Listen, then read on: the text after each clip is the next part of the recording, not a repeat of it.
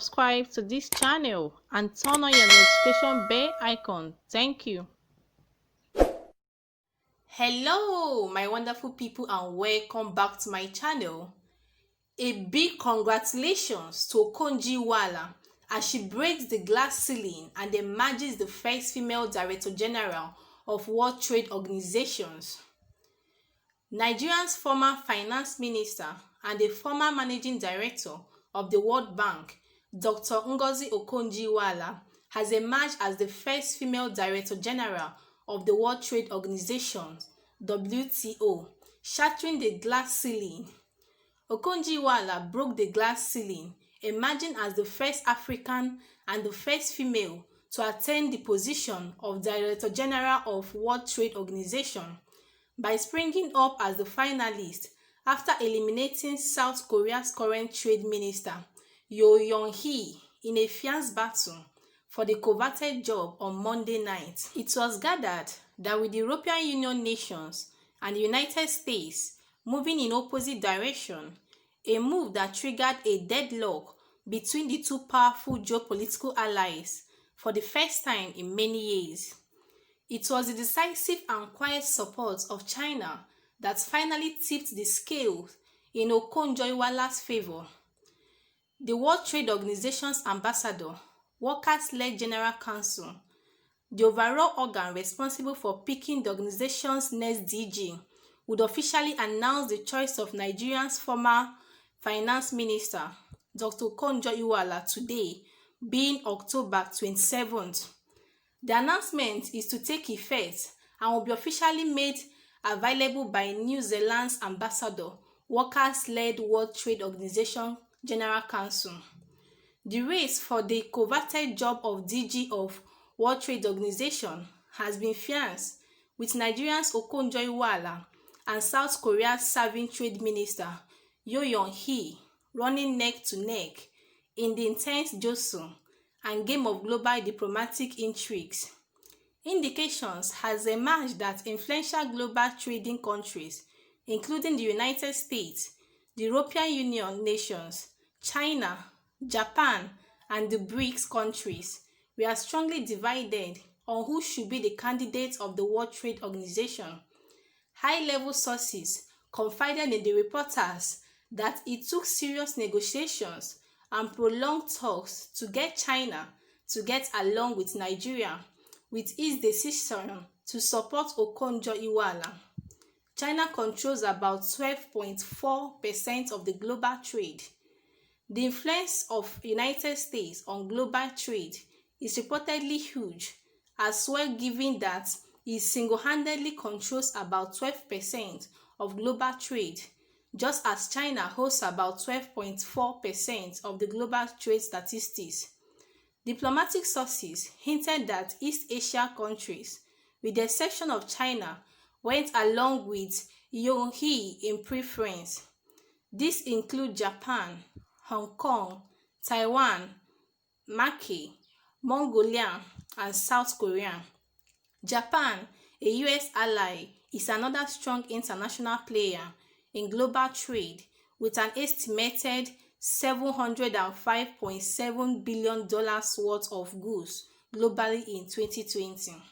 However, on Okonjo-Iweala's side apart from the European Union and 55 other nations, were 24 solid ACP countries that reportedly expressed preference for her candidacy. The CP countries in this regard include Bahamas, Cuba, Barbados, Guyana, Jamaica, Trinidad and Tobago, Dominican Republic, Dominica, Grenada, Fiji, Cook Islands, Solomon Islands, Timor-Leste, Papua New Guinea, and so on. A combination of these preponderance from about 74 bloc countries that solidly stood behind Nigeria's Okonjo-Iweala. However, it was the quiet and daft diplomacy of China that sealed the deal in Okonjo-Iweala's favor. It was as well reported that China quietly changed the game. They said nothing openly, but silently they defect China voted in Nigerians' favor. Okonjo-Iweala, who is 66 years, served as Nigeria's first female finance and later foreign minister and has a 25-year career behind her as a development economist and international finance expert at the World Bank, eventually becoming its number 2. She is also on Twitter's board of directors and is a special envoy for the World Health Organization's COVID-19 fight. Thus, Okonjo-Iweala has successfully aged out South African's Yoon-hee. Yoon-hee, who is 53 years, is serving South Korea's trade minister following a long career in trade, diplomacy, law and foreign affairs. She had previously served as South Korea's foreign affairs minister, among others, a lawyer and a diplomat. Yoon-hee holds degrees in law, public policy, and was called to New York bar. One major implication of this is that China has somewhat stamped its feet on the global diplomatic and economic dynamics as an indispensable power, have deftly supported Okonjo-Iweala's victory as the US and United Nations purportedly cancelled themselves in a diplomatic deadlock. Already, China is the biggest economy in the world in terms of P3, purchasing power parity. Thus, consequently, this on the global scale, according to diplomats, is quite telling. Alright, my wonderful people, this is all the news we have for you, saying that Okonjo-Iweala finally breaks the glass ceiling and emerges the first female Director General of the World Trade Organization. Oh my God, I want to use this opportunity to say a big congratulations to her. It's indeed not an easy task. Being a woman did not stop her from achieving so many things in life. Recall that she's a former finance minister in Nigeria, and she was also a former managing director of the World Bank. She's indeed achieved so many things in her life. She didn't allow the gender inequality to deter her in her hustle.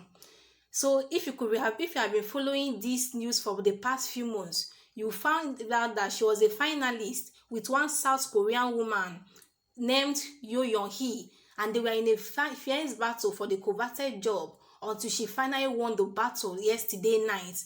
I want you all to join your hands and give her a big salute for this, because it's not an easy one.